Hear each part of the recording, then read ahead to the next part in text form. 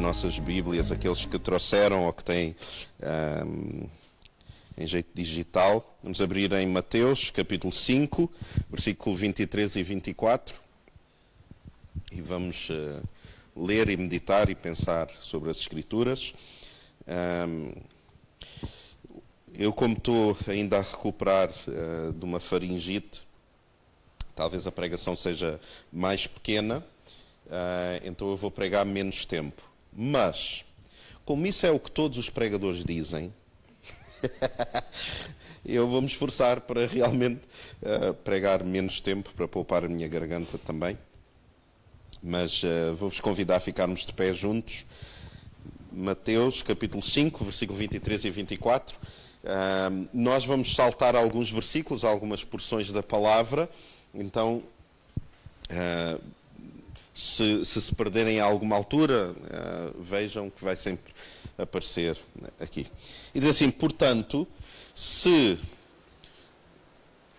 trouxeres a tua oferta aonde? Ao altar. O que é o altar? Onde é que é o altar? Aqui na nossa igreja, onde é que é o altar? É aqui. Ok? Pode ser. Mas também nós fazemos aqui o nosso altar. Por exemplo, quando nós fazemos um apelo para as pessoas virem à frente, como devem calcular, nós não convidamos todas as pessoas para virem aqui ao altar. Então fazemos daqui um. Então, o altar também pode ser aonde? Dentro de nós. Ok? Mas então, aqui a ideia que Cristo está a falar é, quando tu trouxeres a tua oferta, e Ele está a falar de uma oferta financeira ou material, é uma oferta material. Mas nós podemos fazer isto em qualquer outra circunstância e área da nossa vida. Se trouxeres a tua oferta ao altar e aí te lembrares que o teu irmão tem alguma coisa contra ti, não é que tu tens qualquer coisa contra alguém. Não é isso que o texto diz. O texto não diz: se tu tens algo contra alguém, vai e resolve. Não é o que está aqui a dizer. Aqui diz: se te lembrares que o teu irmão tem alguma coisa contra ti, ou seja, quando tu vais fazer, quando tu vais fazer alguma coisa de entregar a Deus, seja o teu louvor, quando nós cantamos para Ele, é uma oferta. É ou não? É uma oferta. Então Ele está a dizer quando tu fizeres seja o que for que tenha a ver com um altar, seja esse altar onde ele for, lembra-te, para que Deus aceite o que tu lhe vais dar, tu tens que ter, na melhor das tuas possibilidades, paz com as pessoas à tua volta. É o que diz. Por isso é que há pessoas, eu compreendo que há pessoas que, por exemplo, quando estão a vir para a igreja, os casais, e discutem, porque saem atrasados, porque há muito stress, e depois um não se lembra de não sei quê, ou depois, eu não estou a dizer que é assim, estou só a imaginar, não é? Depois a esposa está a ensinar o marido a conduzir, tu devias ter não estou a dizer que é assim, tá? Estou só, vamos imaginar que isso acontece. E criam ali um momento de tensão, e coisas, chateiam-se. Não é tão bonito quando, por exemplo, nós estamos aqui juntos na igreja e o homem, porque o homem, né, deve ser o líder, né, da sua casa. E não é tão bonito, porque eu sei que os homens todos que estão aqui fazem isso. Chegam ao pé da esposa e dizem: amor, perdoa-me. Eu quero que nós estejamos bem. Os homens fazem isto, sim ou não?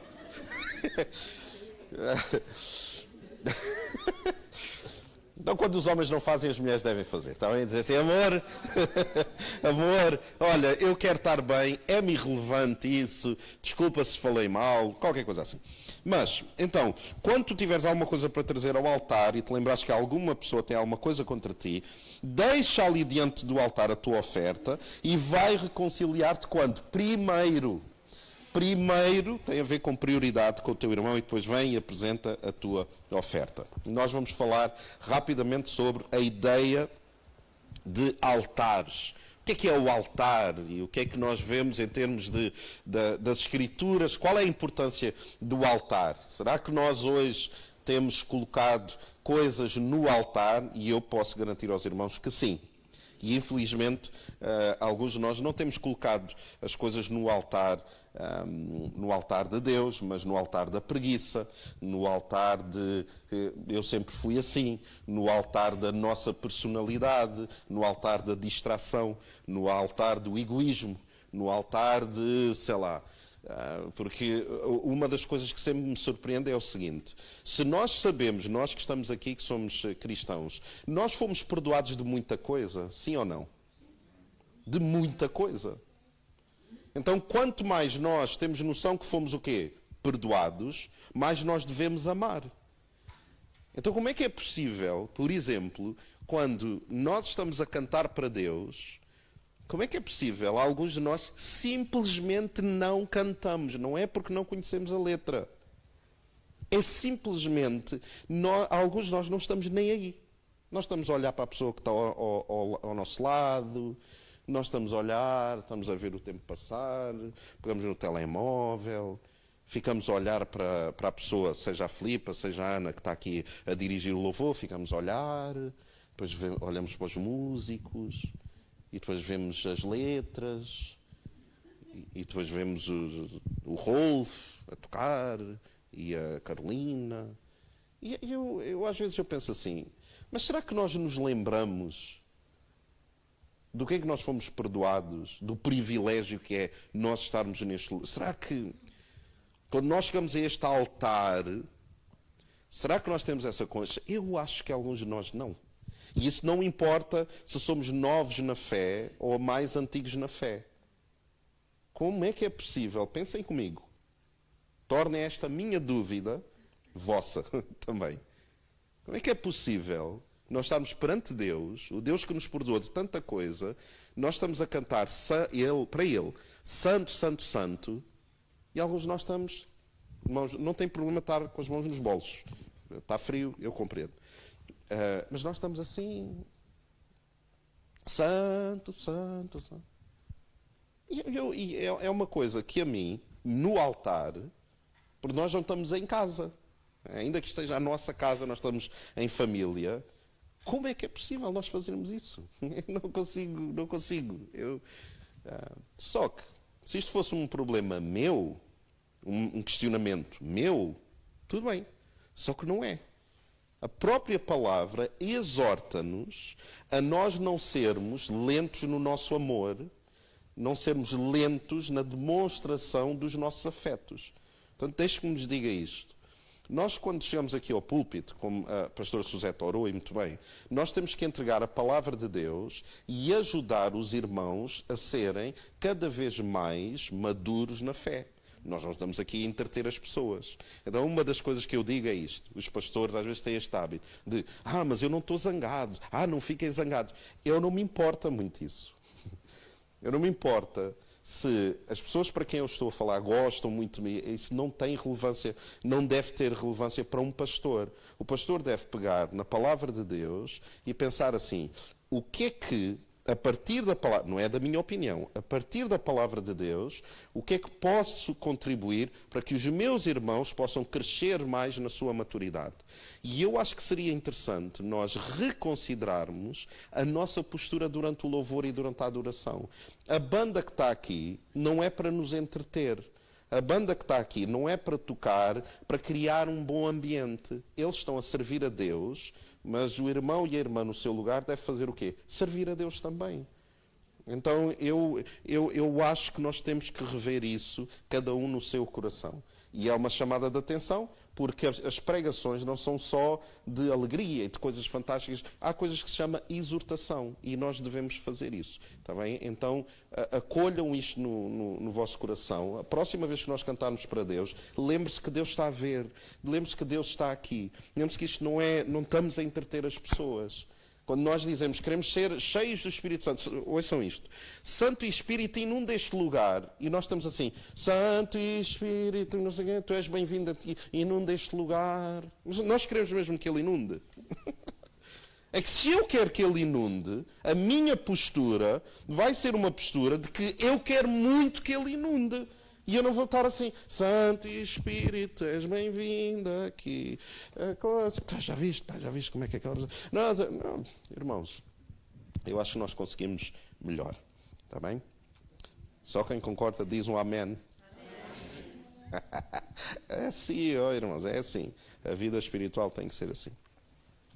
Então nós percebemos que existe uma preparação antes de nós irmos para o altar. Nós podemos tomar os nossos lugares também.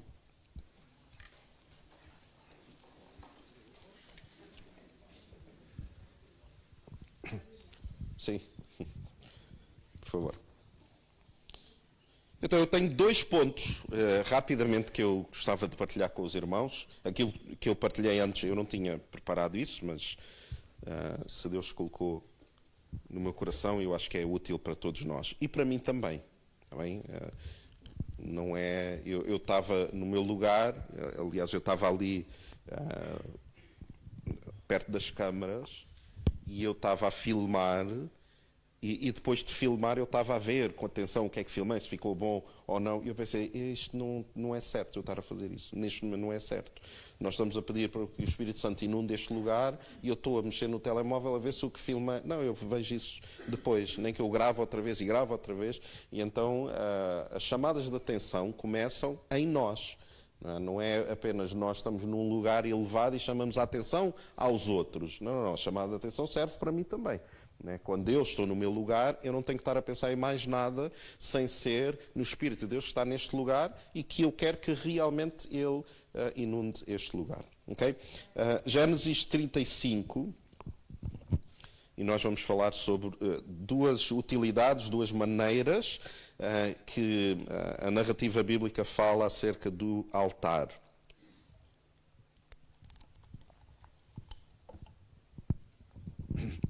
Então, o primeiro tipo de altar que nós devemos ter na nossa vida, o altar é um lugar geográfico da alma, geográfico fisicamente, onde nós entregamos alguma coisa a Deus. No Antigo Testamento havia holocaustos e sacrifícios, eles sacrificavam animais, eles sacrificavam coisas deles próprios, como que dizendo a Deus, esta é a importância que tu tens, eu dou-te alguma coisa neste lugar específico.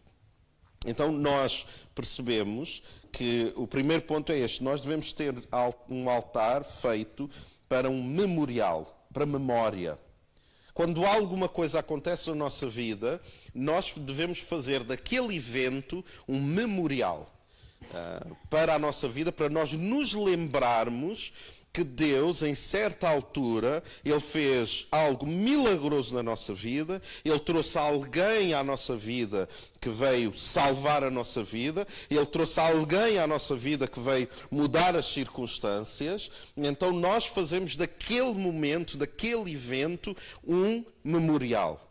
E nós lemos em Gênesis 35, versículo 2, diz assim: então disse Jacó à sua família e a todos os que com ele estavam: tirai os deuses estranhos. E de novo, é a preparação para o altar. Como nós vimos lá em Mateus, antes de tu entregares alguma coisa a Deus, limpa o teu coração sobre outras pessoas, traz outras pessoas para a tua existência e resolve-te com essa pessoa. É a preparação para o altar. Aqui nós vemos também Jacó, antes de fazer um altar, ele a dizer o seguinte: tirai os deuses estranhos que há no meio de vós e purificai-vos e mudai as vossas vestes. Ou seja, o que ele está a dizer é, se nós pudéssemos aplicar isto àquilo que nós vivemos hoje, é, antes, imaginem o que é um pai de família chegar perto da família toda e dizer: ouçam, nós vamos à igreja. Mas nós vamos à igreja com a mentalidade certa. Portanto, nós vamos esquecer, ou seja, não vamos dar importância ao que aconteceu durante a semana. Nós vamos a um lugar que é santo, e nós, porque somos santos, nós não vamos aparecer lá de paraquedas. Nós não vamos aparecer lá de qualquer forma. Nós vamos preparar o nosso coração para que quando estivermos a louvar a Deus de coração, de consciência, então nós vamos orar como família. Que coisa incrível que é essa preparação. Por isso é que há alguns irmãos brasileiros em alguns lugares. Isto pode ser feito de forma religiosa, eu não conheço o coração de cada um, mas eu gosto do gesto, que é... Das vezes que eu estive no Brasil, não em todas as igrejas, mas em algumas igrejas, há pessoas que o culto já começou e as pessoas chegam um pouco mais atrasadas e as pessoas no seu lugar, elas fazem o quê? Ajoelham-se, não é interessante esta dinâmica? Elas ajoelham-se e oram como que preparando-se para o culto. Independentemente de as pessoas podem estar todas já a louvar a Deus, mas aquela pessoa sente a necessidade de ter uma preparação para entrar no altar e entregar alguma coisa a Deus. Então Jacó fala isso. E depois ele diz, e levantemo-nos, no versículo 3, e subamos a Betel, e ali farei um altar ao Deus, e isto é um altar de memória. Eu vou fazer um altar ao Deus que me respondeu, e eu gostava que os irmãos se identificassem com isto. Fazer um altar ao Deus que me respondeu no dia da minha angústia e que foi comigo no caminho que tenho andado. Ou seja, existirem coisas no nosso coração, na nossa mente, que nós sabemos que no dia da angústia Deus foi conosco. Então, se Ele foi connosco, eu não vou deixar este tempo, este evento, esta ajuda que Ele me deu, eu não vou deixar isso cair no esquecimento. Eu vou criar um altar, um memorial, que me lembre de que Deus, Ele foi comigo. Agora, trazendo para a nossa realidade, como é que nós fazemos esta ideia de criar um altar? Como é que nós, por exemplo, purificamos o nosso coração e a nossa mente? A Bíblia tem alguma coisa que se chama arrependimento. E arrependimento é alguma coisa que deve ser notório na vida do cristão. Por isso é que quando eu estava a falar e estava a exortar a igreja na nossa postura, no louvor e da adoração, deve existir no nosso coração arrependimento. Porque arrependimento é fruto do cristão. Um cristão que ouve uma exortação, uma chamada de atenção e não produz arrependimento, é um cristão que está endurecido. Há frieza no seu coração, há frieza espiritual. Mas o arrependimento não. O arrependimento cria a possibilidade de Deus falar connosco. Então, como é que eu crio um altar na presença de Deus? Primeiramente, através do arrependimento. E o arrependimento é descrito desta forma. 2 Coríntios 7:8. Isto é Paulo a falar com a igreja lá. Ele diz assim, porquanto, mesmo que vos tenha entristecido com a minha carta, porque ele enviou uma carta para aquela igreja, e ele foi bastante duro naquilo que ele estava a dizer. Portanto, mesmo que eu vos tenha entristecido com a minha carta, eu não me arrependo. E isto é próprio de um homem de Deus, que é, eu não importo, como eu estava a dizer há pouco, mesmo que tenham ficado tristes, isto é para o vosso bem. E eu não posso deixar de dizer isto, mesmo que isto cause tristeza, é o que ele está a dizer. E ele diz, eu não me arrependo disso. De fato, no princípio, sim, eu até me arrependi, pois percebi que aquelas palavras vos entristeceram. Mas foi por pouco tempo essa tristeza. Agora, no entanto, eu me alegro, não porque ficaram tristes, mas porque o efeito da tristeza vos levou ao quê? Ao arrependimento. Se nós como igreja pensarmos assim, não, realmente, às vezes a nossa postura no louvor e na adoração não é uma postura correta. Eu fico a pensar noutras coisas, eu não me apetece levantar as mãos, eu não me apetece cantar, eu cedo ao meu conforto, à minha preguiça, eu fico mais a observar como é que está-se a comportar a pessoa que está ao meu lado, mas eu estou arrependido disso. Eu estou triste de ter feito isso. Então isso é caminho para Deus falar à nossa vida. Porque no versículo 10, do mesmo capítulo, diz assim, a tristeza no Senhor não produz remorsos, mas sim um arrependimento que conduz à salvação. Porém, a tristeza do mundo traz a morte. Então, nós estamos neste lugar Não estamos aqui a entreter uns aos outros. Nós não estamos aqui, os pastores não sobem ao púlpito porque têm uma capacidade de oratória e estão aqui a demonstrar a capacidade de oratória que têm. Não, nós estamos a preparar pessoas para a eternidade. Essa é a responsabilidade do pastor, é preparar as pessoas para a eternidade. Não, o trabalho de um coach, de um treinador das emoções, da alma. O trabalho de um coach é preparar as pessoas para viverem bem a vida. Eu gosto muito desta. E tem o seu lugar, Um coach tem o seu. Um psicólogo ajuda a pessoa a entender-se e a viver melhor a sua vida. O pastor não. O pastor prepara as pessoas para as pessoas terem uma boa morte. Para as pessoas morrerem bem. Para a pessoa no último suspiro ter a certeza, eu sei para onde é que eu vou. Porque eu lembro-me das palavras que o pastor disse. Eu lembro-me que existe uma outra vida que me espera. Eu sei que ainda que haja erro, houve também arrependimento. Naquele culto, eu arrependi-me. Então a ideia que nós temos como preparar um altar, primeiro tem a ver com a ideia do arrependimento. Quando nós nos arrependemos, criamos um altar para um memorial. Senhor, perdoa-nos quando nós não fazemos assim. E o meu último ponto, segundo ponto, é que nós devemos não só ter um altar de memorial, porque ouça e pense comigo. Existem ou não coisas que Deus nos livrou e que nós às vezes nos esquecemos? Sim ou não? Existem. Nós esquecemos com muita facilidade. Eu preciso às vezes de fazer um exercício de ir lá um pouco mais atrás e lembrar-me que as coisas que Deus me livrou é o que me leva a adorá-lo de uma maneira mais exuberante, mais expressiva, mesmo que a minha personalidade não seja assim. Então, quando nós nos lembramos, é um bom caminho para entrarmos nas promessas de Deus. Mas não podemos ficar apenas em memorial, a lembrarmos aquilo que Deus falou. Nós temos que criar também um altar com expectativa.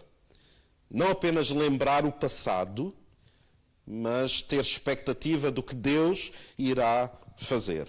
Nós, como igreja, amamos o passado que temos como igreja. Nós já fizemos coisas como igreja, coisas muito interessantes, coisas fantásticas, e nós devemos entregar esse memorial a Deus e dizer: Senhor, o que nós alcançamos foi pela Tua graça, foi pela Tua misericórdia, mas nós acreditamos que Tu ainda tens alguma coisa para nós. Nós não vivemos com saudosismo, com nostalgia dos tempos que passaram, nós vivemos com expectativa do que Deus quer fazer, preparando o presente para acolher o que Deus tem para nós no futuro. Nós queremos construir igreja dessa forma. Então, em Juízes 6,14, esta história é muito conhecida, os irmãos conhecem a história de Gedeão, em que Deus chama este homem para salvar o seu povo, para livrar o seu povo. E ele estava com muito medo, estava com muito receio e não acreditava no que Deus estava a dizer. Então diz assim no versículo 14, Juízes 6, acompanhem que vai aparecer aqui. E diz: então o Senhor olhou para Gedeão e lhe ordenou: vai com a força que tu tens. Porque ele estava-se a queixar muito, ele estava a dizer: não, quem sou eu não consigo fazer nada disso, eu não consigo. E Deus diz: vai com a força que tu tens, vai e liberta o povo de Israel das mãos de Midian. Ora, não sou eu quem te envia? Ou seja, ele está a dizer: tu achas que não tens capacidade, mas tu tens que ir na tua capacidade, nas tuas forças, na tua maneira de ser, na tua maneira de fazer as coisas. Tu tens que ir na tua força. E eu acho interessante que Deus, Ele não me pede a mim para eu ir com as forças do pastor Briços. Mas também não lhe pede a ele para ele fazer as coisas na minha força. Deus pede-me para que eu faça na minha personalidade, na minha maneira de ser, nos meus timings, porque Ele respeita a nossa personalidade. Então, quando Deus te desafiar a fazer alguma coisa, faz, mas faz de acordo com a tua força. Não te projetes, mas aquele faz. Não te projetes no outro. Respeita a tua individualidade e aquilo que Deus tem colocado em ti. Então Ele envia e diz, vai com aquilo que tu tens. E como nós não fizemos isto, e nós vamos fazer isto muito rapidamente, gostava de vos convidar a ficarmos de pé, juntos.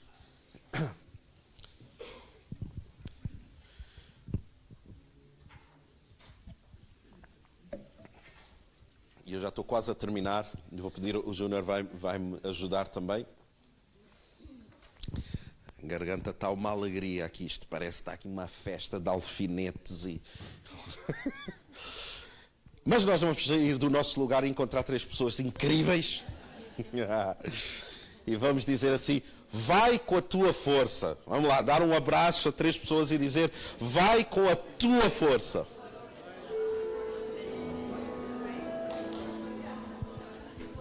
Está muito alto.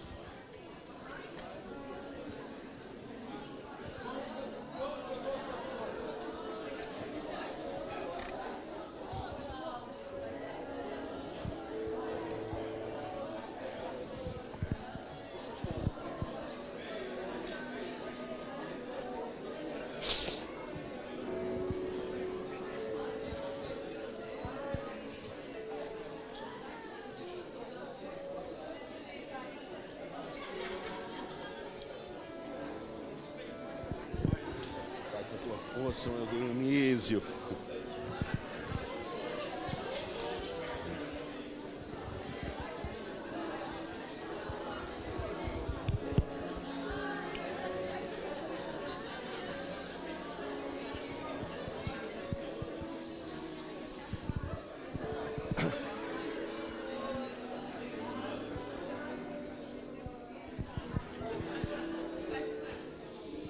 Amém. Vai nessa força. Amém. Estamos aos nossos lugares, eu já estou quase a terminar.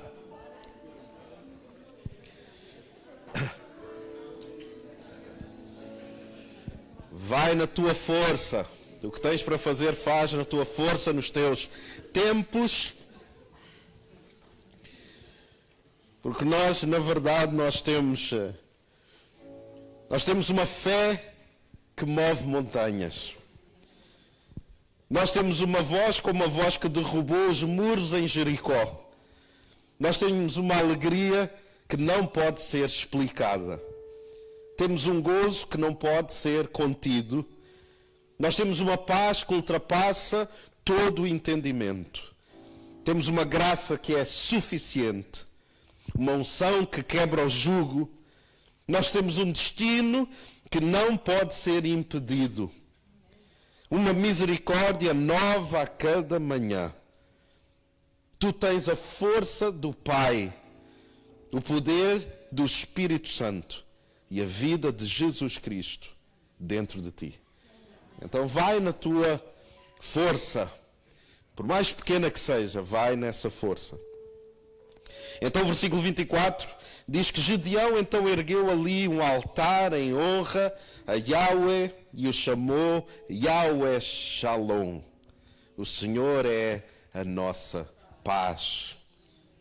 Porque Deus disse, Gedeão, tu não vais morrer, tu vais vencer. Então ele cria um altar de expectativa. Ele cria um altar na certeza de que Deus era por ele e não contra ele. E naquela mesma noite, versículo 25, Yahweh ordenou a Gedeão, destrói o altar de Baal, que era um ídolo que o povo tinha, que pertence ao teu pai, e corta o poste consagrado à deusa Asherá, que está ao lado do altar.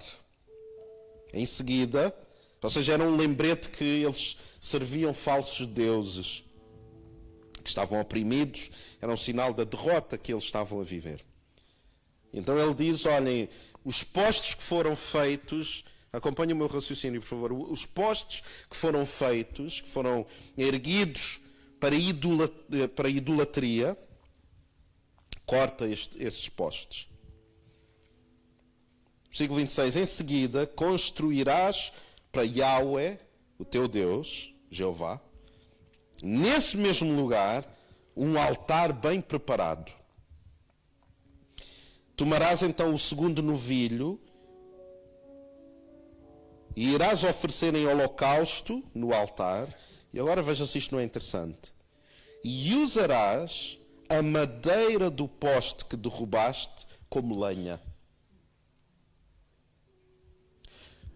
Ou seja, o que Deus nos está a dizer através deste versículo é o seguinte: tu deves usar as tuas dificuldades como combustível para o teu altar.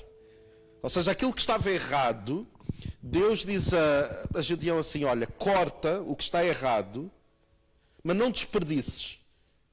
Eu acho muito interessante, porque nós servimos um Deus que nem as nossas dores, nem as nossas desilusões Ele desperdiça. É como se Ele pegasse e dissesse assim: olha, pensa em algo que te feriu, algo que te desequilibrou, algo que te desiludiu profundamente, mas não deixes que isso seja desperdiçado. Pega nisso, que correu mal, e usa isso como combustível na tua adoração, na tua oferta a Deus. Deus não desperdiça nada, nem as nossas dores. Eu estava a ouvir uma missionária dizer uma coisa que me chocou muito. Porque ela estava num podcast e o apresentador estava a dizer assim: então eu sei que a irmã, muito conhecida no Brasil, a irmã, pronto, foi o seu pai teve um deslize no casamento e você nasceu fruto desse deslize. E ela disse: deslize não foi um deslize. Ele errou, mas o meu nascimento não foi um deslize. Deus pensou-me a existência. Foi Deus que fez com que eu nascesse. Não foi um deslize. Porque ela nasceu fruto de um caso que o pai teve, que o pai dela teve com a mãe. Mas ela nem sequer admite que aquilo foi um erro, ela nasceu de um erro. Ela diz assim: não. Eu sirvo Deus que transforma o que os outros veem como uma maldição, Deus transforma em bênção. E ela a dizer: eu sirvo a Deus há 35 anos, a minha vida, o meu nascimento, a minha existência não é um deslize. O meu pai errou, mas Deus não erra. Oh, que coisa profunda! Ou seja, aquela mulher pegou em alguma coisa que foi um erro aos olhos de tantos, que é um erro, e ela fez aquilo combustível para a sua vida. Então, deixe-me dizer-lhe isto. Se há coisas que correm mal na nossa vida, e há, não vamos desperdiçar isso. Vamos fazer com que os erros unam mais os casais. Quando alguém erra, não vamos pegar e entregar aquilo às trevas. Vamos dizer assim: foi um erro. Mas nós vamos utilizar isto para o nosso crescimento. Nós vamos usar isto para nosso benefício. Houve um negócio que não correu bem. Vamos usar para nosso benefício, vamos crescer. Vamos construir um altar com a lenha dos nossos erros. Com aquilo que não correu bem, nós vamos construir um altar para quem? Para Deus. Não vamos ficar a chorar sobre o que aconteceu apenas. Nós vamos pegar no que não resultou bem e não vamos permitir que o diabo use isso contra nós. Que ele é o acusador da nossa alma. Mas Deus nos livrou das mãos do inimigo da nossa alma e nos deu um destino. Eu gostava de vos convidar a ficarmos de novo em pé e vamos terminar. Então corta o que não é bom e usa isso para cumprir o teu destino. Ouça com ouvidos de ouvir, ouça com coração profético. O que o inferno enviou como desgraça vai ser usado a teu favor.